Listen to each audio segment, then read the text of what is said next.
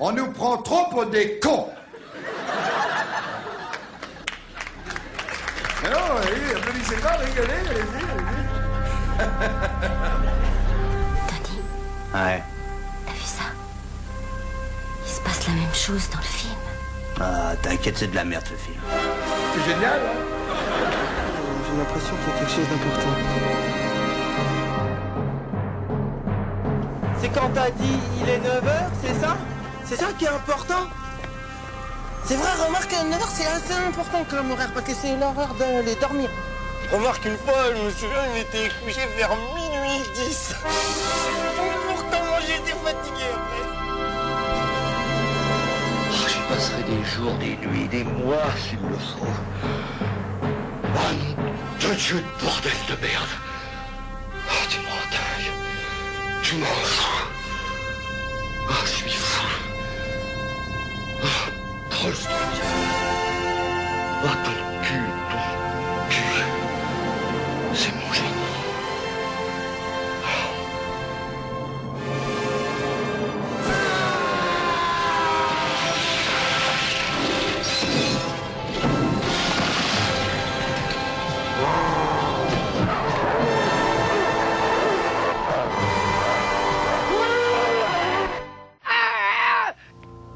Ce qui est le plus important, c'est d'éviter toute espèce de conversation avec le démon. Nous pouvons poser des questions pertinentes, mais discuter avec lui est toujours dangereux. C'est un menteur. Le démon est un menteur. Il mentira pour nous dérouter. Mais il peut aussi mêler la vérité au mensonge pour nous attaquer. Ces attaques sont psychologiques, Damien. Elles sont puissantes. N'écoutez pas. Souvenez-vous de cela, il ne faut pas écouter. Bonjour et bienvenue, vous écoutez Le Cinéma est mort, l'émission nécrophile de Canal B avec bien sûr le docteur Moreau. Bonjour Antonin. Salut les kids, je suis pas prêt. Mais bon. Qui a pourtant décidé aujourd'hui de poser la question où en est le cinéma d'horreur en 2018, de poser la question pendant 1 heure, vu que c'est une grosse feignasse, il va pas forcément essayer d'y répondre. C'est pas mon boulot, je suis bénévole moi. Ce à l'occasion de plusieurs sorties au cinéma ou d'ailleurs sur internet, et puis d'autres sorties en DVD ou Blu-ray. On parlera en pelle comme ça, on va mélanger Hérédité, Sans un bruit, Ghostland, et puis les belles sorties de Society par exemple, ou de Chucky, enfin jeu d'enfant. On verra ça pour la fin d'émission. Avant même de démarrer sur Hérédité, qui a donc la hype, donc c'est lui qui va démarrer cette émission. Il a la hype chez Antonin surtout. On va démarrer avec un extrait du Signs de M. Night Shyamalan, un court extrait qui nous permet de démarrer cette émission sous de bons auspices, ceux de Mel Gibson. Et puis juste après, on laissera Antonin évidemment nous expliquer pourquoi il a pris tant de plaisir et qui est dans son slip à regarder ce film d'un réalisateur dont j'ai oublié le nom. Et Ari Aster. Et c'est pour ça que ça sera ton travail d'en parler. Bah j'ai fait mon travail, c'est fini, c'est à toi. Quoi? Qu'est-ce qui se passe? On mange maintenant? On devrait peut-être dire une prière. Non. Pourquoi? On ne dit pas de prière. Bon, un pressentiment. J'ai fait un rêve. On ne dit pas de prière. On mange. Je te déteste. Parfait. Tu as laissé mourir maman. Morgan. Je ne perdrai plus une seule minute de ma vie à faire des prières. Plus une seule minute. C'est compris? Maintenant, nous allons savourer ce repas. Personne ne nous empêchera de le savourer, alors on le savoure. Arrête de pleurer. Pardon, excusez-moi. Donc c'était un extrait en VF de Signs de M. Night Shyamalan, que je conseille à tout le monde de voir évidemment si vous ne l'avez pas encore vu, avec Mel Gibson et Joaquin Phoenix. Mais tout de suite on va parler d'Hérédité, et justement Antonin a voyé des liens évidents dès l'intro d'Hérédité avec le film de Shyamalan. Hérédité, pour revenir rapidement sur tous ceux qui ne savent pas ce que c'est un film qui a la hype. Je suis moi-même allé le voir en n'ayant vu que l'affiche et sans savoir autre chose que le fait que des gens comme Mad Movies par exemple, qui signent un très joli numéro ce mois-ci je trouve d'ailleurs, on faisait la couverture et puis on faisait l'éloge, en partie en tout cas, et qu'il s'agit grosso modo d'une histoire à la fois de sorcière, d'hérédité, justement comme son titre l'indique, de famille disloquée. Et évidemment famille disloquée, Signs c'est pas le premier, et tous les films dont on va parler aujourd'hui quasiment parlent de famille disloquée ou en dislocation, voilà. Comme toutes les familles. Comme toutes les familles de toute façon. Alors pourquoi ça t'a plu Hérédité, Antonin? Eh ben, en fait, Je te demande parce que moi ça m'est passé au-dessus du crâne, je reviendrai peut-être après. Ouais, je pense sur qu'on pourra faire un doublon entre donc les deux films d'horreur du moment qui buzzent un peu, en fait, en tout cas, qui sont un peu sur le devant de la scène. Il y a Sans un bruit, du coup, qui est plutôt film d'horreur high concept, plutôt tendance Blumhouse, même si c'est pas eux qui produisent. Et puis donc Hérédité, moi qui m'apparaît être très intéressant. Enfin, c'est pas que j'aime que je trouve le film absolument génial, mais j'y trouve quelque chose que je trouve de plus en plus rarement dans le cinéma contemporain, c'est-à-dire un vrai tempérament de cinéaste qui a un petit cœur qui bat derrière tout ce qui fait tout ce qui est un peu la norme aujourd'hui dans ce qui fait la hype, c'est-à-dire les petits génies. Je pense à ça de Damien Chazelle ou d'autres bonhommes qui sont des petits prodiges techniques ou qui sont tout comme Ari Aster, parce que pour Hérédité, pour ceux qui l'ont pas vu, déjà c'est le premier long métrage, spoilera, mais en tout cas c'est quelqu'un où clairement il y a une proposition formelle hyper forte mais extrêmement référencée. Donc c'est quelqu'un qui est un cinéphile, qui a beaucoup étudié le cinéma, qui sort d'une école de cinéma assez célèbre aux États-Unis. Donc c'est quelqu'un dont on voit très bien qu'il a une pleine maîtrise du médium, mais une maîtrise dans le sens où il sait où puiser. Alors là on trouve des références à beaucoup de choses dans le film, et c'est surtout aussi que c'est un film qui ne cache pas sa volonté de créer une grande forme quelque part, enfin de créer une forme extrêmement visible. Pour dire un peu comme un mec comme De Palma ou Nolan, la caméra est presque la première star du film quelque part. On sent que c'est très stylé. C'est d'ailleurs une des premières raisons pour lesquelles j'ai pensé à un mec comme Shyamalan. Il y en aura d'autres, j'y reviendrai sûrement. Où Shyamalan, pareil, quand il est arrivé, on sentait bien que même si Shyamalan se pose dans une filiation qui va de Hitchcock à Spielberg, dans cette façon extrêmement virtuose de storyteller et surtout de mise en scène, une façon qui chez Shyamalan en plus correspond aussi à une vision du monde, et c'est en ça que je trouve ça ressemble à la réalité, où chez Shyamalan il y a une façon de cadrer le monde, on est toujours en face des personnages qui doivent se révéler à eux-mêmes en décodant un petit peu, d'une part, non pas la mise en scène, mais tout ce que la mise en scène montre sous nos yeux, mais qu'on ne voit pas, ou tout ce que la mise en scène occulte et qu'on doit deviner, où le cinéaste laisse des indices. J'ai pensé beaucoup à Signs pour une raison vraiment précise, c'est que le premier plan est assez identique. J'ai pas revu Signs pour vérifier, mais Signs s'ouvre sur une petite fenêtre qui donne sur un jardin où la fenêtre est légèrement déformante. Dans Signs, c'est une sorte de plan inaugural qui dit voilà, ce personnage n'arrive plus à s'impliquer dans le réel. Le personnage de Mel Gibson n'arrive pas à s'impliquer dans le réel. Il a une perte de contact entre ses convictions et son implication dans ce que va être le réel. Et le film s'ouvre et se ferme sur cette fenêtre qui d'un coup va être limpide et d'un coup va être légèrement déformante, comme une sorte d'indication de ce personnage qui n'arrive plus ni à voir vraiment ce qui se déroule sous ses yeux de ses enfants, ni à s'impliquer en tant que croyant. Dans Hérédité, le plan inaugural, même si c'est juste les premiers photogrammes du plan, c'est pareil, et c'est un plan qui finalement est un plan séquence qui va passer de ce plan-là à des maisons de marionnettes, des petites miniatures, où Oui, finalement la miniature va devenir un plan général. Voilà, il y a un petit trucage qui dans Hérédité dit plutôt ces personnages-là sont sous l'emprise de forces beaucoup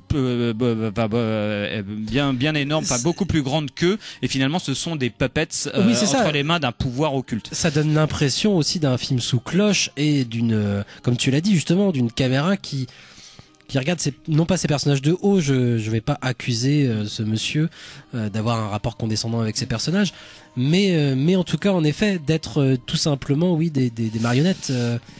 Je pense qu'il y a de ça. Enfin, le film, il est extrêmement. En fait, le film, moi, m'a passionné. Là où je trouve que Ari Aster marque un point énorme pour moi, c'est que je sentis le film extrêmement travaillé par une émotion profonde dans le rapport à la famille, un rapport à la famille extrêmement malade, c'est-à-dire un rapport à la famille sur un gros non-dit.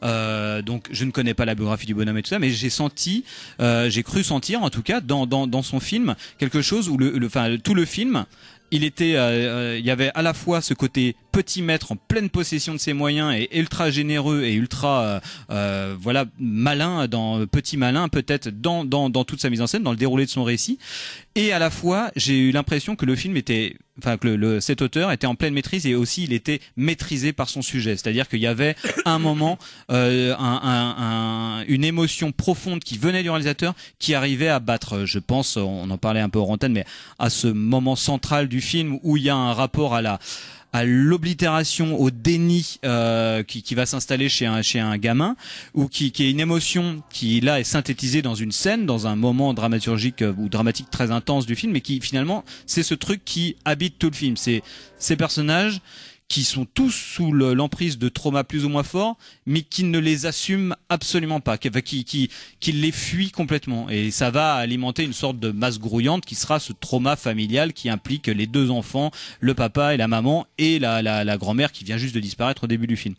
Et en fait, j'ai trouvé dans la peinture de cette émotion-là quelque chose de très fort. Après, le film, il est très étonnant, je trouve, parce que non seulement t'as ces trucs-là, mais qui n'est pas un truc de genre à proprement parler, où on sent qu'on est presque dans un film qui pourrait être, je cite Bergman parce que c'est très commode, parce que c'est vraiment le grand peintre des grandes névroses, des grandes névroses existentielles humaines, et souvent en rapport avec la sociabilité, que ça soit la famille ou autre chose. Mais pour moi, il est un peu là-dedans. C'est là où il y a ce cœur qui bat très fort, je trouve. Et à la fois, il a un pied dans le genre. Et je trouve que tout ce qui fait que tout ce qui est plutôt orienté genre est plutôt plaqué dans le film. En fait, il est plutôt, je trouve, plutôt généreusement mené, mais moi j'y vois trop les influences de différentes influences formelles relativement fortes. J'y vois trop justement un côté mécanique, le côté très manipulation du spectateur. Je le vois un peu trop fortement. J'y prends du plaisir, mais rien qui ne puisse me faire passer outre le fait que le film dure beaucoup trop longtemps par rapport à la minceur de ce qu'il a à raconter dans la dramaturgie, là pour l'instant telle qu'elle est. Pourtant, il cherche régulièrement quand même à renouveler son récit, c'est-à-dire à faire. On a l'impression de suivre un personnage, par exemple, et puis paf, il lui arrive un accident. On va suivre un autre personnage, et puis encore une révélation. Enfin, régulièrement, le récit est comme ça abreuvé d'une nouvelle forme presque en fait horrifique. C'est-à-dire qu'on va passer même du film de sorcière ou le film de maison hantée presque. Enfin, ouais, bien sûr. Mais moi, j'ai l'impression il y a un mélange comme ça, qui pour moi, en effet, ne prend pas. C'est-à-dire que pour moi, je vois des ingrédients, je vois des intentions. Je dis pas au contraire que le type n'a pas de talent, ni même qu'il n'est pas mené par quelque chose, mais je sens pas quelque chose de viscéral. Par contre, dans son film, j'ai senti des influences. Moi, c'est ce que j'ai ressenti assez. Enfin, le côté viscéral, j'ai ressenti à plusieurs occasions dans le film. Et c'est vrai que, comme tu dis, je pense que le rapport au genre et à ces figures-là, c'est une histoire de sorcellerie, de sorcellerie kabbalistique et compagnie, de grands complots de magie noire. Tous ces ingrédients qui sont très fortement inscrits dans des genres agissent sur, pour moi, ce qui est le cœur du film, comme des Deus ex machina, en fait. Finalement, le film ne tiendrait pas sans ça, probablement pas. Mais l'émotion qu'il arrive à développer, qui pour moi son cœur, n'est alimentée par que ce rapport au genre, à tout un attirail de sorcellerie et compagnie, ou de magie noire, pas forcément de genre, mais tout un rapport à la magie, mais qui opère là-dedans, qui alimente cette sorte de dramaturgie, cette émotion qui se déploie comme des Deus ex machina pour moi. Alors ça rentre complètement avec le discours du film. C'est vrai que faudrait faire une thèse sur ce rapport du cinéma contemporain depuis 10-15 ans sur le rapport à la miniature. Chez Wes Anderson, il y a ça. On est dans un moment où les cinéastes qui arrivent sont abreuvés d'une histoire du cinéma hyper grande. Quand ils ont un peu de génie, ils savent très bien utiliser ça, mais finalement on a toujours l'impression que ils jouent au train électrique. Vraiment, toujours, on sent bien qu'ils n'ont pas grand-chose à raconter d'autre que de réutiliser plus ou moins génialement des recettes formelles qu'ils ont vues par ailleurs. Donc du coup, on a l'impression d'avoir des maisons de poupées. Je pense à des mecs comme Wes Anderson, par exemple. Il peut y avoir ça. Il y a un goût de la miniaturisation chez Wes Anderson qu'on peut retrouver ici. Là, ça alimente un discours, mais qui est pas forcément très intéressant, je trouve, sur le truc de la maison de poupées. Ça tourne. Il y a beaucoup de trucs qui tournent à vide. C'est le problème. Enfin, j'ai eu le sentiment, c'est amusant qu'on parle de Shyamalan, enfin t'as parlé de Shyamalan tout à l'heure, et c'est vrai que Shyamalan, il pourrait presque avoir non pas ce rapport à la miniature, mais évidemment lui il va regarder un événement impressionnant, mais via justement la serrure, voilà. Ouais.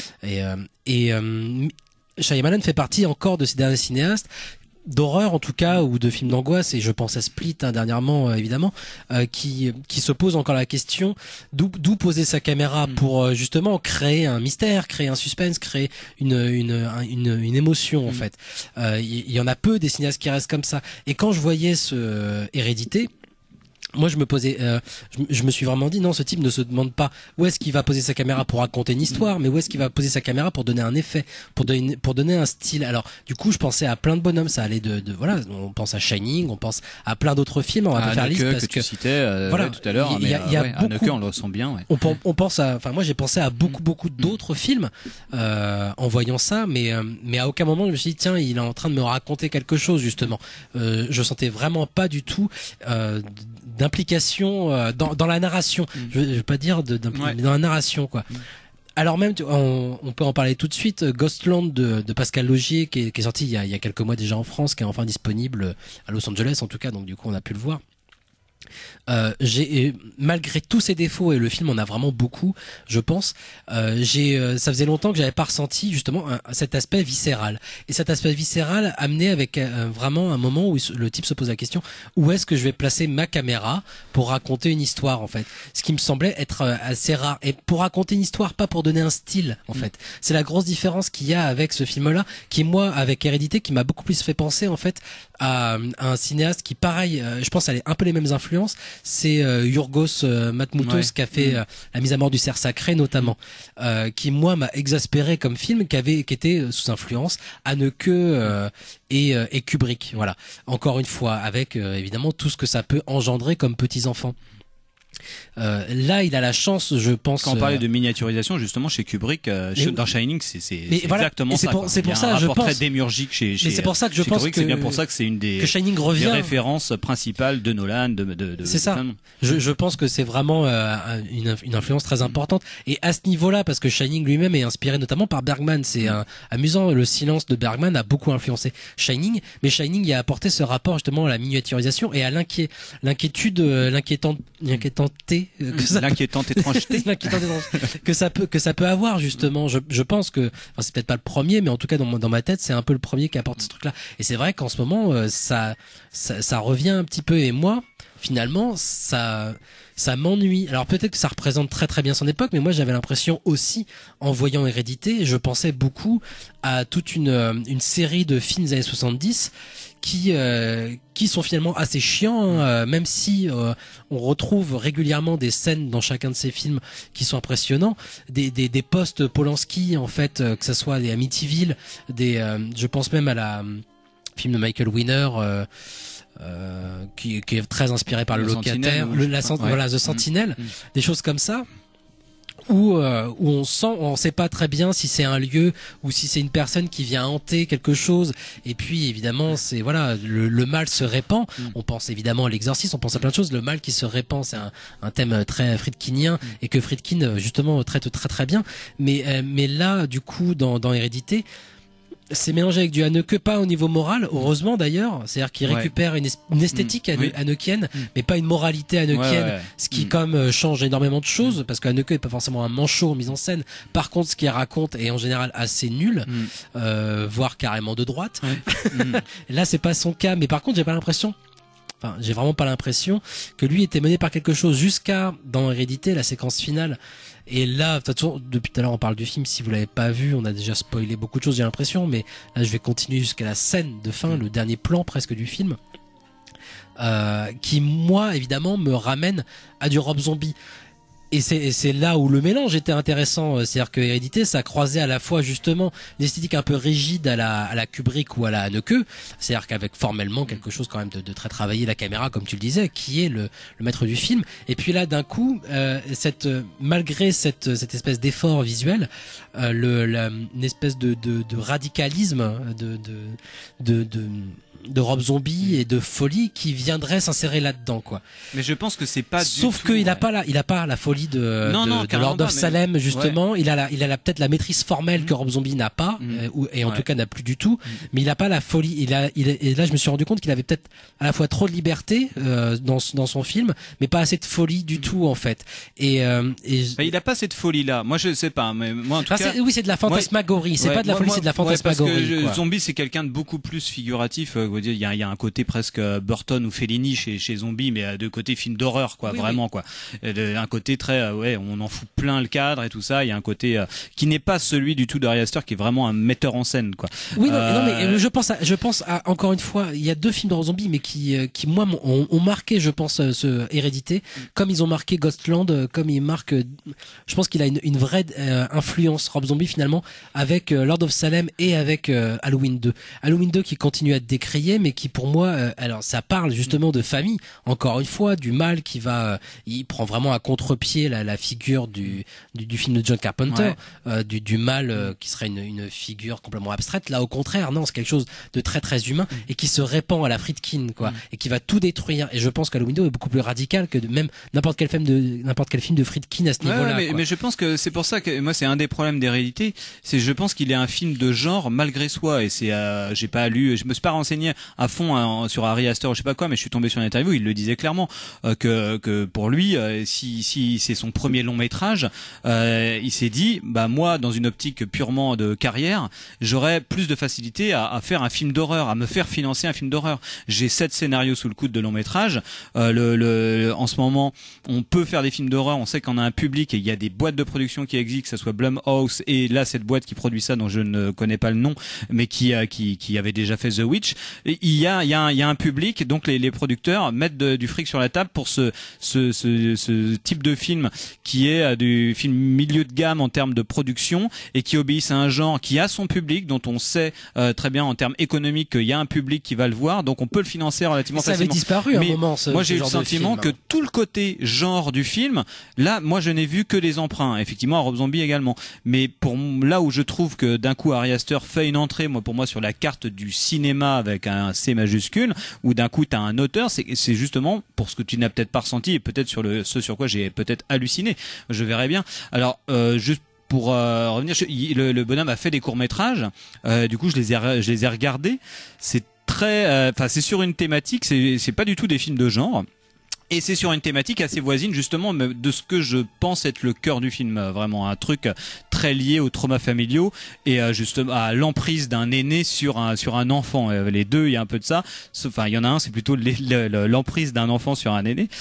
Et c'est, les films sont disponibles sur YouTube, me semble-t-il. Le film qui a fait le plus parler de lui, moi j'avais jamais entendu parler de ça avant la sortie d'Hérédité, c'est The Strange Things About the Johnson, que j'avais jamais entendu parler de ça, et qui est un film qui est suffisamment impactant pour avoir eu le droit à un trajet voisin d'un des très grands films de l'histoire du cinéma, qui est Two Girls One Cup. Et je sais pas si vous connaissez ce film, je vous encourage à le voir. C'est peut-être un des meilleurs films d'horreur sortis ces dernières années. Il faut taper donc sur Google Two Girls. Ouais, donc mais deux bien filles, chercher. One Cup. Ouais. Pour ceux qui ne connaissent pas, en tout cas, il y a un phénomène qui a créé Two Girls One Cup, c'est Guys Discovering Two Girls One Cup, et donc les gens se filment en train de regarder Two Girls One Cup. Et il y a un truc sur YouTube que j'ai pu voir, c'est gens qui people watching Strange Things About the Johnsons.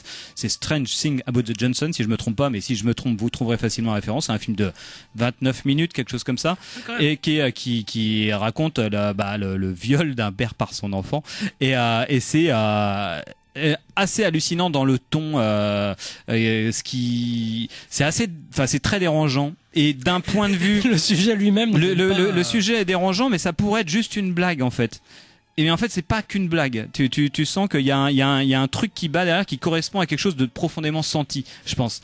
Non pas ce truc complètement frappadingue, mais les émotions qui sont mobilisées, qu'il arrive à mettre dans son film par rapport à ça, dit un truc très fort qui va sûrement être typiquement un truc, quand on dit les auteurs tournent toujours le même film, ce mec-là, il a une thématique et une obsession qui va sûrement l'accompagner longtemps, Et en plus de ça, ouais, c'est un petit génie de la caméra, mais comme il en apparaît une fois par an, quoi, il y en a beaucoup en ce moment, mais c'est pas très intéressant. Et là, moi, ça m'a paru assez bien. Je suis pas du tout convaincu par ce côté petit génie de la caméra. Si tu veux, on peut passer à d'autres films, ça nous empêchera pas de revenir sur Hérédité.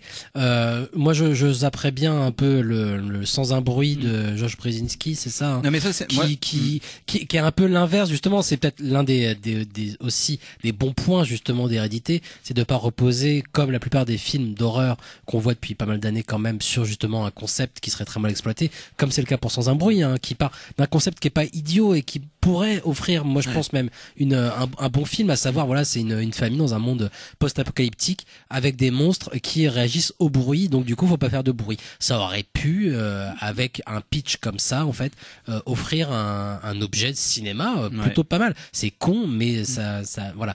Sauf qu'il n'en fait absolument rien, qu'il n'exploite pas du tout son concept, qu'il ne respecte même pas d'ailleurs, il ne respecte personne, j'ai l'impression, même dans son film, que ce soit les personnages ou les monstres qui sont qui ne tiennent pas la route du tout, quoi. Moi je trouve, moi je dirais quand même bien un mot sur ce film, que je trouve ça se regarde plutôt agréablement, mais effectivement ça va pas loin. Mais et encore une fois, devant ce film, j'ai aussi pensé beaucoup à Shyamalan, quoi. Et ça m'a paru comme une sorte de marque. La nouvelle génération de cinéastes qui arrive maintenant, c'est peut-être des gens aussi qui ont découvert pas mal de choses avec Shyamalan, et que d'un coup on retrouve des traces de Shyamalan. Est-ce que c'est pas le Home Invasion qui te fait penser à Signs? Non, moi ce qui m'a vraiment fait penser à Signs, c'est d'une part il y a un truc, il y a des échos, hein, le mec ça finit dans une cave, il y a un extraterrestre qui se retrouve dans une pièce, il y a toutes les différents mecs de la famille qui sont là, et là d'un coup la personnage arrive à décoder tous les indices que finalement étaient dans le plan depuis le début, et il y a ce rapport que j'essayais d'expliquer un peu au début, où chez Shyamalan c'est il me semble que c'était dans une vidéo de Chroma où Karim Debache disait que chez Shyamalan c'est une accumulation de fusils de Tchekhov, ce fameux truc de dramaturgie où s'il y a un fusil qui apparaît dans un récit, que ce soit n'importe quel type de récit, cinématographique ou littéraire, il sera utilisé plus tard. Chez Shyamalan, c'est ça poussé à l'excès, quoi. Enfin, il y a dans le truc radical là-dedans, c'est genre c'est le propos du film. Enfin, c'est la jeune fille de l'eau, il y a ça à fond et jusqu'au ridicule. Et dans Signs, il y a ça, c'est que d'un coup, on sent que le mec, il était batteur, batteur de baseball, quoi. Ou je sais plus si ça se dit vraiment, mais en tout cas, il y a les verres d'eau qui sont dispatchés. Et d'un coup, c'est des trucs qui paraissent presque incohérents, un peu bizarres dans le film, comme des obsessions qui passent comme une lettre de la poste, mais en fait, c'est des fusils de Tchekhov, mais quasiment intégrés dans le film. C'est qu'à la fin, tous ces trucs-là vont se réunir pour que le mec, qui est au contraire dans une position un peu nihiliste par rapport au monde, Mel Gibson, se dise, voilà, le monde, la présence de Dieu, elle est dans tous ces signes qui nous laissent. Il suffit de les décoder, de les rejoindre pour finalement résoudre le conflit qui nous occupe, c'est-à-dire débouter les extraterrestres hors de sa maison. Et en fait, j'ai eu l'impression, le sentiment que dans pas un bruit, il y avait un peu de ça, dans le sens où dès le début, voilà, il y a ce plan, mais je trouve ça hyper maladroitement fait, hein, dans Sans un bruit, hein. C'est qu'au début, c'est un récit muet. Pour le coup, ça fait partie du high concept parce que les mecs ne peuvent pas parler, mais la caméra est hyper lourde à divulguer toutes les informations nécessaires au spectateur pour la bonne compréhension de l'univers dans lequel il est. C'est-à-dire qu'il filme des coupures de journaux. C'est très lourdement fait. J'ai eu le sentiment, quoi. Il n'y a pas de subtilité là-dedans. On sent que le mec, c'est un peu les gros sabots. Mais il n'empêche qu'il déploie des trucs qui finalement il va à travers tous ces petits indices, ça va permettre à la fin la résolution du conflit qui habite toute la voilà, mais sans le film. talent justement d'écriture que peut avoir beaucoup de lourdeur, voilà. Et aussi, je sais que Josh Straczynski, qui est le réalisateur, mais non pas le scénariste, mais qui venait d'avoir un enfant avec Emily Blunt, se disait moi ce scénario-là, je l'ai vu passer, je voulais absolument le faire parce que je me disais mais je vais y mettre toutes mes angoisses de nouveau père de famille par rapport à ça. Et moi, je ne ressens absolument pas ça. Et pourtant, je suis hyper sensible à ce genre de problématique. Et je ne ressens pas du tout à aucun moment qu'il y a un tempérament de cinéaste qui va habiter cette sorte d'angoisse-là là-dedans, sur la perte de l'enfant, sur la volonté de sécuriser tout le monde. Je ne ressens pas ça, contrairement à dans la réalité où je ressens un truc de cinéaste où je me dis putain, il y a une obsession, il y a un sentiment là qu'il arrive à habiter ses plans de ce truc-là.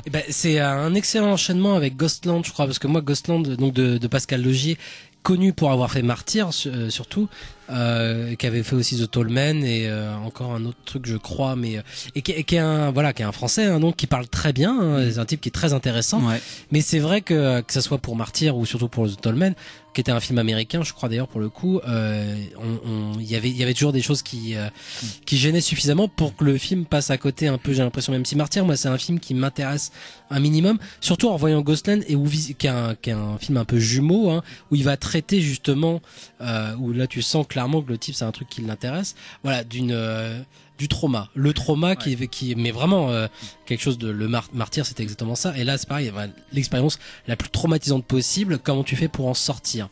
Et là ce qui est réussi, je trouve, dans Ghostland, c'est la première partie du film, c'est justement le trauma. Par contre, le comment s'en sortir, pour moi, ne fonctionne pas du tout, pour Ghostland, qui est un film, c'est avec Mylène Farmer, qui est un peu anecdotique, mais voilà, mais il y a du potentiel. Mais voilà. Oui, elle crée même, il y a quelque chose qui se passe même, l'utilisation de Mylène Farmer, même si je dis qu'elle est anecdotique, finalement, crée quelque chose dans la deuxième partie, enfin, dans la partie du milieu du film, quoi. Pour ne pas trop révéler ce qui va se passer, je vais vous faire un gros spoiler tout de suite. Donc c'est l'histoire d'une mère et de ses deux adolescentes, deux filles, qui vont s'installer, enfin en tout cas qui arrivent dans la maison de la tante qui vient de mourir, et qui se font tout de suite agresser par un couple de tarés qui se balade dans un... C'est une mère et un enfant, si j'ai bien compris, non ? Je ne sais absolument pas. Je ne sais absolument pas. Mais en tout cas, ils se font agresser donc par des gens qui se baladent dans un camion de glace. Et paf, on passe dans le futur, dans l'âge adulte en tout cas, où l'une des deux filles qui cherche à être écrivain et qui est fan de Lovecraft est une écrivaine à succès, et sa mère est toujours là à vivre dans cette maison avec sa sœur qui est devenue complètement folle suite à cette expérience. Et là, il s'est passé quelque chose qui, moi, m'a vraiment surpris, c'est que, donc c'est censé se passer peut-être 10 ans après ou 15 ans après, et le personnage de Mylène Farmer, justement, n'a absolument pas vieilli. Tous les autres personnages ont vieilli, mais pas ce personnage-là. Et il s'est passé un truc vraiment étrange, parce que quand j'ai regardé ça, je me suis dit, ouais, bon, c'est bizarre. Est-ce que c'est parce que c'est Mylène Farmer, ils ont pas voulu la vieillir, le faire du machin? Et puis au bout d'un moment, j'avais un peu de mal, puis j'ai accepté, en tant que spectateur, la suspension d'incrédibilité. J'ai accepté la crédibilité. J'ai accepté le fait que voilà, bon, bah, ce personnage n'a pas vieilli. On lui dit d'ailleurs, putain, maman, t'as pas changé et tout machin. Oh, si, un petit peu quand même, je suis vieille, je suis moche. Bah non, t'as pas changé. Et c'est vrai, elle a pas changé. Et c'était très bizarre. Et au bout d'un moment, j'ai accepté ça. Mais de façon très, très, évidente, au premier degré de spectateur. Bon, bah, j'accepte que ce personnage n'est pas vieilli du tout, quoi. Et il va y avoir un gros retournement de situation qui a très très bien fonctionné. C'est après ce retournement-là que ça commence pour moi à pêcher. Mais en tout cas, j'ai retrouvé un truc qui m'avait plu dans Martyr. C'était cette espèce de vraie viscéralité. Je pense que ce type a vraiment envie non pas de provoquer, mais il est sous influence de Massacre à la tronçonneuse, et là c'est encore plus évident que dans ses précédents films, peut-être même trop d'ailleurs, en termes visuels et thématiques et de personnages. Enfin, là il y a vraiment beaucoup de Massacre à la tronçonneuse. Moi j'attendais la scène de repas pendant tout le film. Voilà, non mais ça en devient un peu gênant, alors qu'il propose au départ plutôt des pistes comme Lovecraft et Rob Zombie, mais finalement c'est quand même Massacre à la tronçonneuse qui mange le gros morceau du film, et il y a des moments qui fonctionnent bien, des moments de Massacre à la tronçonneuse qui fonctionnent bien dans son film, mais qui le freine énormément, je pense. Et moi j'attends qu'il fasse enfin un objet qui lui ressemble, mais qui ressemble pas à ses influences en fait, parce que pour le coup je ressens vraiment dans ces films justement déjà cette envie de poser sa caméra quelque part, de raconter une histoire. Le problème c'est que là pour l'instant il n'y a pas forcément d'histoire à raconter, il y a des traumas en fait, et ça suffit pas, je pense, pour faire un long métrage qui soit gênant comme peut l'être Massacre à la tronçonneuse. Voilà. Il y a du boulot pour qui que ce soit, je pense. Pour qui que ce soit, mais même pour arriver à sa cheville. Moi, parce qu'en fait, ce que tu racontes là, c'est dans le texte du film. Enfin, moi j'ai regardé ça d'un œil très distrait, le film, plusieurs fois et au boulot. Enfin bref, mais donc j'ai vraiment pas rentré dedans et je l'ai mal regardé. Mais par contre, il y a un truc qui j'ai trouvé intéressant, qui me paraît être un truc de problématique de beaucoup de gens qui veulent s'inscrire dans le genre. C'est ce truc de la nana, d'un des personnages principaux, qui est une écrivaine sous influence en fait quoi, qui est une adolescente au début du film et qui écrit à la Lovecraft. Et elle est fascinée par Lovecraft et tout ça. Sa maman aussi. Elle est encouragée par sa maman en lui disant. Et puis elle, au début du film, il dit ouais, mais je suis pas sûr d'avoir trouvé ma propre voix en fait quoi. Et vu que c'est qu'une histoire de projection mentale, c'est un des trucs. On pourra presque, enfin oui, il y a une vogue du film d'horreur où c'est ça. Massacre à la tronçonneuse peut y évoquer comme une sorte de variation de Vertigo où c'est des projections mentales à chaque fois de mecs qui veulent transformer le réel à leur désir et finalement ça crée des trucs monstrueux quand c'est Psychose ou Massacre à la tronçonneuse et compagnie. Là c'est un film qui travaille ça. Plusieurs personnages hein, évidemment. Ouais, et là ce truc-là m'a paru intéressant dans ce que l'idée moi que je peux avoir du cinéma de genre de tous ces mecs qui sont biberonnés à des tas de films et qui ont du mal à trouver leur propre voix tellement à un moment quand ils ont une scène à filmer ils peuvent pas se dire autre chose que comment l'aurait filmé Toby Hooper, comment l'aurait filmé Hitchcock, comment l'aurait filmé machin et puis finalement trouver leur propre moyen de le faire pour atteindre finalement quelque chose qui soit d'une part qui devienne viscéral et parce que profondément aussi de l'ordre de l'intime. J'ai un peu de mal là, moi je vois juste se dérouler un truc qui est de l'ordre du programme. En plus c'est un film à twist, je vois pas le machin et ça je trouve pas mais comme tu et dis, je moi, trouve que c'est pareil, c'est pas que c'est high concept comme Sans un bruit mais il y a un je trouve que ouais sur ce truc là c'était une projection mentale, ça se passait dans la tête de la personnage principale. Ah putain, moi je peux plus voir ça filmé de cette manière-là quoi, c'est pas possible, il prend trop de temps à le faire quoi. C'est plus intéressant de voir le gros bébé en train de jouer avec ses poupées, ça il y a quelque chose qui marche là-dedans que de voir voilà qu'est-ce qui se passe dans la tête de la personnage principale qui finalement ne se passe que dans la tête. Enfin bon, mais ouais. Mais je suis d'accord avec ça. Par contre, pour revenir à ce que tu disais sur les influences, moi j'ai vu ça comme vraiment une problématique du film. Ouais, mais le film se clôt là-dessus hein, où le mec il lui dit vous avez une belle endurance, vous devriez être sportif. Ouais, mais moi je suis pas sportif. Moi j'aime écrire des histoires et on sent dans son sourire qu'elle a trouvé un événement qui lui est propre et sur lequel elle va pouvoir bâtir une histoire et qui me paraît être de façon un peu méta problématique mais vraiment des auteurs aujourd'hui quoi, genre comment arrêter de filmer le cinéma quoi. C'est ça, et comment trouver l'histoire à raconter et c'est pour ça que le film en lui-même comme je le disais je pense ne fonctionne pas à cause justement de ça, c'est-à-dire le problème d'avoir l'histoire en fait à raconter. Pour moi il n'y a pas d'histoire là uniquement, il y a juste des personnages dans un piège un truc à la Saw quoi, enfin vraiment et c'est dommage, mais pourtant il y a une esthétique que moi je trouve très chouette et c'est intéressant de regarder ce qu'il faisait avec Martyr et ce qu'il fait avec ça. Martyr, on avait passé des extraits déjà, ça démarre par exemple avec une scène qui est l'une des premières scènes du film qui pour moi est un pastiche d'une image d'Épinal française. On a Repas de famille qui est avec Xavier Dolan qui est vraiment grotesque, enfin où les personnages sont nuls, t'as l'impression que les acteurs jouent comme des pieds, tu dis mais on est dans un pastiche et puis d'un coup débarque un personnage avec un fusil de chasse et va dézinguer tout le monde.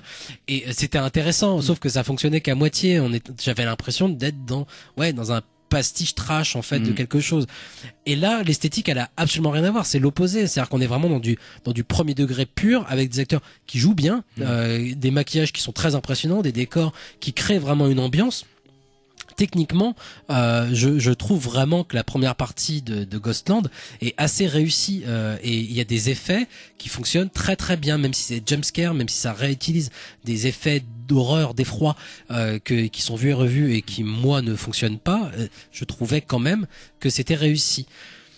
Mais il manque l'histoire et c'est intéressant de voir que ça parle exactement ça, que ça soit tous les personnages parlent de ça, que ce soit cette jeune ado fan de Lovecraft, ce boogeyman vraiment sous influence Leatherface qui lui aussi à la manière de comment il s'appelle ce personnage de Marie Poupée de Joël Seria. Ah je sais, il y a c'est du Solier qui joue. C'est du Solier voilà. Ouais. Du Solier dans il y a du Joël Seria. Enfin moi j'avais l'impression aussi de voir nous devrait mais ne nous délivrez pas du mal de Joël Seria. Mais qui est du post Joël Seria, c'est toujours du post aussi Vertigo quoi. C'est ce truc de la projection mentale. Pour moi c'était un mélange entre Joël Seria et Rob Zombie qui ne prend pas parce qu'il n'y a pas d'histoire à raconter mais c'est dommage, justement c'est d'autant plus dommage, mais il y avait quelque chose de ça quoi et c'est bon bref c'est raté mais je trouve que ça valait vraiment le coup et pour moi c'était l'objet le plus viscéral que j'ai pu voir. Et puis après je peux même pas dire que c'est raté, c'est juste que c'est Ça commence et ça se termine et puis enfin je sais pas, il y a un truc où tu te dis ouais techniquement c'est très bien, c'est pas génial, je sais pas quoi, ça se suit bien mais bon voilà après. Et c'est peut-être parce qu'on t'a vu justement des influences de Massacre à tronçonneuse et tu te dis bah non mais il me reste rien de ce que pu me laisser Massacre à tronçonneuse par exemple. Ouais c'est ça, c'est directement oublié. On va justement écouter un petit extrait de Martyr. Et puis on se retrouve juste après pour parler de 2 sorties vidéo et notamment Society chez Ecstasy of Film. Ouais. De Brian Usna, un film de 90 ou 89, je ne sais plus. Et puis voilà, juste après cet extrait de Martyr de Pascal Logier. Hier après-midi, en ces lieux mêmes, aux alentours de 12h15, Anna Assaoui a été martyrisée. Je vous demande d'avoir pour elle une pensée respectueuse. Anna Assaoui est un être d'exception. En 17 ans de tentative, c'est seulement la 4e à avoir atteint ce stade et la première. Oui, mes amis, la première à avoir rapporté ce qu'elle a vu. Entre 12h15 et 14h30, mademoiselle Assaoui a clairement vu ce qu'il y a après la mort. Vous avez bien entendu, son état extatique a duré 2h15. Il ne s'agit pas d'une expérience de mort imminente. Ce qu'elle a vécu est un martyre authentique. À 14h30, elle a quitté cet état. Et à 15h05, elle a parlé. En ce moment même, elle est toujours vivante, mais elle a cessé de communiquer. Mademoiselle a entendu son témoignage. Ce témoignage, mes chers amis, sera partagé dans un instant.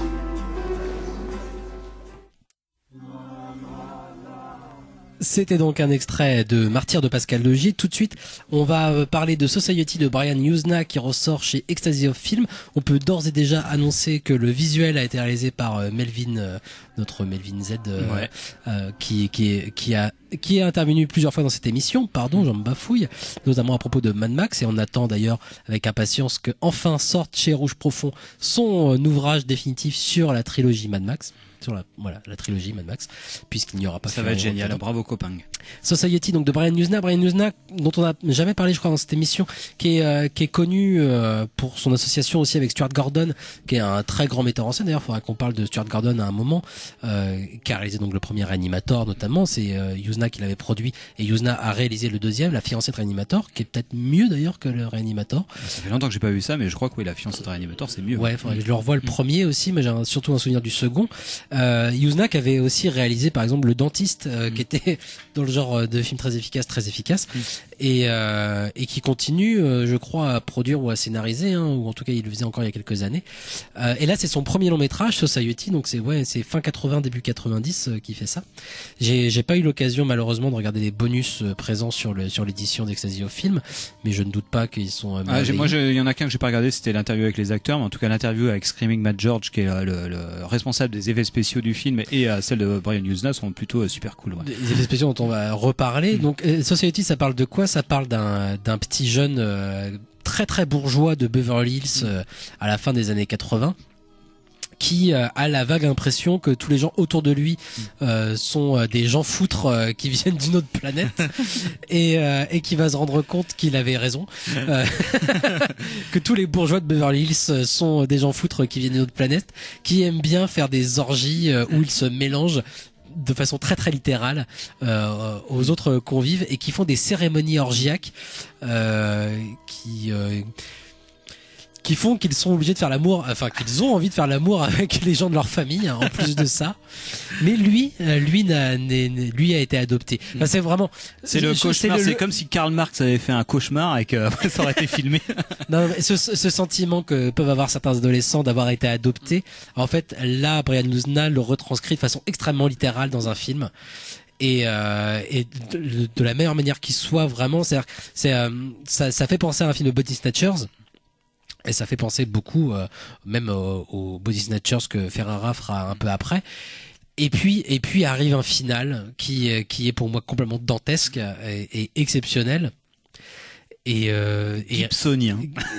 complètement Gibsonien en fait, radical et jouissif et à la fois drôle et attachant et en même temps complètement dégueulasse. Quelque chose de vraiment assez miraculeux en fait. Ouais. Le film est incroyable. Hein. C'est vrai que ça serait peut-être dommage de spoiler parce qu'en fait, du Ce coup, que j'ai déjà fait. Hein, t'as déjà fait, mais bon. Hein. Mais ce qui est drôle dans le film, en fait, et ça, Brian Usna revient un peu là-dessus dans l'entretien. Et donc du coup, il mettait des mots sur un sentiment que j'avais. Je me disais c'est bizarre parce qu'en fait, le film il commence presque comme un Polanski. Où en fait il y a une sorte de film sur la paranoïa en fait, où le bonhomme là il se dit putain mais mes parents ils m'aiment pas en fait quoi, ils m'invitent pas à leur truc, avec ma sœur qui compte et tout, et puis en fait en plus sur ses parents ou sur sa sœur il voit des signes extérieurs mais on ne sait jamais si c'est une vision mentale et ce qui est très bien manié d'ailleurs, et c'est très bien mené, mais par contre le film ne carbure que sur cette indécision là, et comme si c'était vraiment un truc vraiment sur la paranoïa quoi. Alors même que finalement tout le film statue très littéralement à la manière, moi je comparais bien ce film par exemple à The Live ou à Invasion Los Angeles de John Carpenter, sur une façon de montrer de façon extrêmement littérale un propos politique hyper radical quoi. Donc The Live, les extraterrestres sont parmi nous, c'est les capitalistes, tout ce que vous croyez être le réel est masqué, c'est que des panneaux qui vous demandent de consommer, d'être sage, d'être bien obéissant et compagnie. Il y a un côté dans Invasion Los Angeles qui est incroyable de littéralité et ça fonctionne, t'es dans un truc de série B direct, c'est bon. Et là c'est pareil, le propos politique c'est très fort, c'est qu'il y a la classe supérieure, effectivement telle qu'elle le croit dans la réalité, elle l'est, c'est une classe supérieure, ils ne peuvent que se reproduire entre eux, et les pauvres finalement ne sont que d'une sorte de masse informe qu'il faut exploiter. Voilà, c'est ça, on le fait sucer jusqu'à la moelle, on le suce jusqu'à la moelle. On va le filmer littéralement, et c'est cette sorte de littéralité qui est propre à un certain cinéma d'horreur ou de Lars von Trier, de trucs où genre c'est pas crédible, c'est n'importe quoi, mais c'est pas grave, on le fait et on le fait directement. Et en fait, le film, et on y croit. Et ce qui est bizarre, c'est que le ton est très particulier, parce qu'à la fois, le film est assez drôle. Ça pourrait être du pastiche. Ça pourrait être du pastiche, les personnages jouent pas super au top, il y a une lumière au début, tu te dis, mais c'est quoi? C'est vraiment Beverly Hills, après c'est la lumière californienne, t'y peux rien. Mais il y a un côté très clinique, très, vraiment trop lisse, et finalement après ça se fait contaminer par des sortes de manifestations organiques complètement dégueulasses, et ça marche à fond parce qu'à la fois t'es dans dans la lisière du pastiche et du truc complètement qui t'absorbe complètement. Moi je sais que les premiers moments d'inceste là, genre le mec il arrive dans la baraque de ses parents et puis il voit juste son papa et sa maman en tenue légèrement mais légèrement quoi, c'est pas non plus trop, et puis en train de se faire des massages entre eux, t'es là, oh putain c'est dégueulasse, c'est vraiment t'es encore dans l'idée de te dire ce personnage peut aussi être complètement taré, et puis en fait t'es dans sa tête de paranoïa, de vision mentale, et ça, en fait non, ça fonctionne, enfin le doute fonctionne jusqu'au moment qui est encore mieux où non, il y a plus de doute justement, ou alors t'es vraiment dans la tête du personnage et lui il a craqué complètement, ce qui est possible d'un point de vue très bref, mais ça ça fonctionne à fond les ballons. Et je trouve que les scènes, il y a des trouvailles d'effets spéciaux ou d'inquiétante étrangeté au tout début, parce qu'à la fin on est vraiment dans le registre, on joue avec la grammaire de mise en scène d'horreur. Il y a quelque chose de baroque et en même temps à la fin c'est vraiment Cronenbergien. À la fin on est vraiment dans le truc Cronenbergien, dans le registre gore où on est dans la monstration totale quoi. On montre tout. Le hors-champ n'existe plus. Alors que justement ce registre paranoïaque qui est une sorte de fil de l'histoire du cinéma d'horreur ou fantastique. Au début c'est sur ce registre-là que le film est. On est plutôt dans un registre d'inquiétante étrangeté, et puis d'un coup avec incursion d'un moment gore, d'un moment un peu bizarre où il y a la peau, il y a quelque chose qui s'anime sous la peau, où c'est un peu chelou, mais sinon c'est juste des petits procédés visuels, genre une barrière de douche avec d'un coup, mais putain anatomiquement c'est pas du tout correct ce qu'on voit. Tu sens que en termes de coûts en termes économiques, en termes d'effets spéciaux, tu sens que c'est vraiment un truc de mise en scène quoi, et ça doit être assez simple d'usage, et par la mise en scène justement très astucieuse, ça opère à fond quoi. Tu sens le truc, tu dis putain c'est super bizarre, qu'est-ce que fait cette main ici, et même en termes de construction, parce que justement il y a un crescendo tout au long du film. En effet, comme tu l'as dit, ça démarre avec juste un petit truc sous la peau qui bouge, et puis après un truc anatomique qui fonctionne pas. Et tu te dis bon bah ça va monter crescendo et puis bon.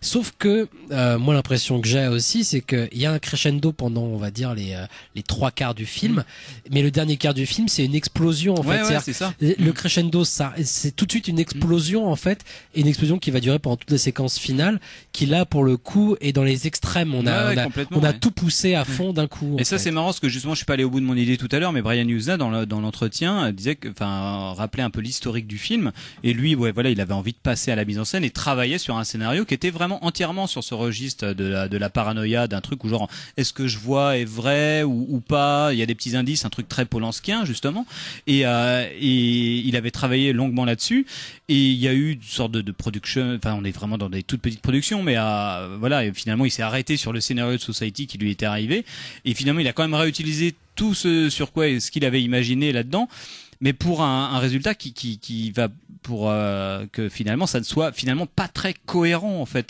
tout le début par rapport à la déluge orgiaque de la fin, que le fait le film statue vraiment que oui ça existe, mais en fait ça, même si c'est un accident de production quelque part, c'est quelque chose qui n'est pas voulu, et ça rend le film encore meilleur quoi, ça rend le film encore plus riche, encore plus dingue en allant dans tous les sens, et ça c'est assez brillant donc le Society est sorti chez Ecstasy of Film dans un très beau coffret, encore une fois avec un dessin de Melvin Z qui est super. Très vite on va passer à Chucky qui sort lui chez ESC. Encore une fois, on en a parlé déjà il y a quelques semaines. Chucky, donc jeu d'enfant, un film de 89, lui aussi d'ailleurs, 88 d'ailleurs, de Tom Holland. Qui a connu donc une vraie longévité, puisqu'il y en a 7 ou 8 d'ailleurs je crois aujourd'hui des films. Le dernier est sorti d'ailleurs en 2018, réalisé par Don Mancini, qui depuis les 4 derniers c'est lui qui réalise, qui était le scénariste du premier, donc réalisé par Tom Holland, qui est plutôt connu lui pour justement faire des films dans années 80, 90, Vampire, vous avez dit Vampire, des choses comme ça. Et mais voilà, Don Mancini était a priori pas mal chapeauté quand même le projet. Et Chucky, pour ceux qui ne savent pas, donc fait partie de ces entre guillemets boogeymen des années 80. Je vais y revenir justement là-dessus.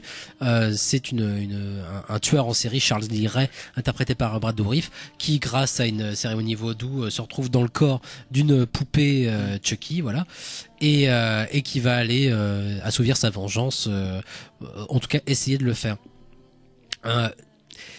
Alors moi je suis pas un grand fan de Chucky pour 2 raisons. J'ai un souvenir attachant de Chucky, j'ai dû le découvrir, pas le premier mais en tout cas peut-être le deuxième ou le troisième, dans les Jeudis de l'angoisse sur M6, et je rattache vraiment ce film aux Jeudis de l'angoisse aussi parce que ça pour moi correspond à une atmosphère justement un peu comme les Freddy ou les Contes de la Crypte, où t'avais ce côté justement, on va voir un film d'horreur, mais ça va être amusant aussi en même temps, amusant, pince sans rire, et il y a quelque chose de presque post-moderne en fait là-dedans déjà, en fait, comme dans les Freddy, qui est amusant parce que c'est pas non plus du cinéma de petit malin comme ça le deviendra, comme Wes Craven va le lancer après avec les Scream, et du coup il garde une fraîcheur quand même malgré tout, mais une mollesse.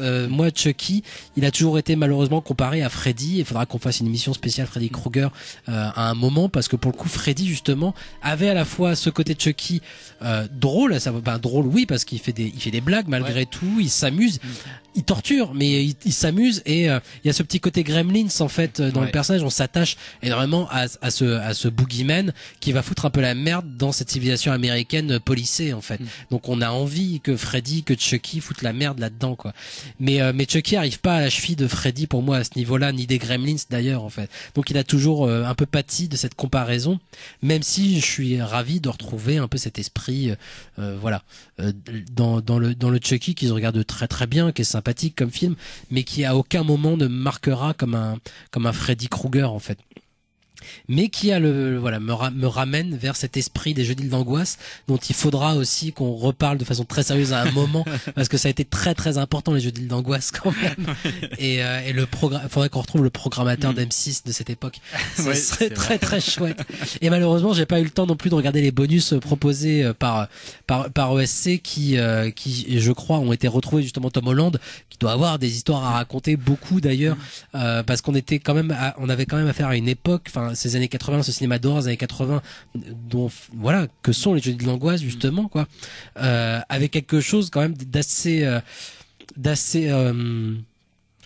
enfin vraiment très très chouette quoi, parce que on avait cette influence des années 70, les grands films d'horreur avaient été faits, l'exorcisme, Massacre à la tronçonneuse, les grandes figures aussi avaient été mises en place, on avait déjà des grands boogeymen comme Michael Myers, et là d'un coup justement il y a ce côté postmoderne qui arrive, c'est-à-dire qu'on le spectateur est au courant de ça, les réalisateurs sont au courant qu'on peut plus trop prendre les spectateurs pour des cons, donc du coup on va justement jouer avec ça, et en même temps on peut se permettre aussi c'est de la série B, on va montrer, c'est du cinéma d'exploitation. On continue dans cet esprit-là, mais il y a quelque chose vraiment de rafraîchissant, je trouve, là-dedans, quoi. Ouais, moi carrément. Et puis je trouve qu'en plus le film vieillit bien. C'est évidemment pas un chef-d'œuvre, et effectivement, moi je trouve que c'est hyper efficace, mais ça va pas très loin. Mais par contre, le truc qui est génial avec les films de ces années-là, je rapprochais ça de mecs de Frankenheimer ou des mecs qui œuvraient dans la série B comme ça d'horreur, c'est que ça apparaît avec le recul comme vraiment des indices de leur temps. Il y a un côté documentaire de leur film qui est assez fort. Et je pense à la représentation de la ville ou même de la structure familiale de l'époque. Là, on est dans des trucs avec une maman seule, avec son gamin qui est devant la télé, tous les gens qui bouffent des céréales, et tu sens que t'as un truc comme ça qui est très en prise avec son temps, quoi. Même le côté, il me semble que ça se passe à New York, ou en tout cas c'est dans une grande mégalopole de la côte est, vraisemblablement. Si c'est pas New York, ça va être Chicago ou je sais pas quoi, mais où on est avec les clodos, quelque chose d'un univers urbain assez craspec,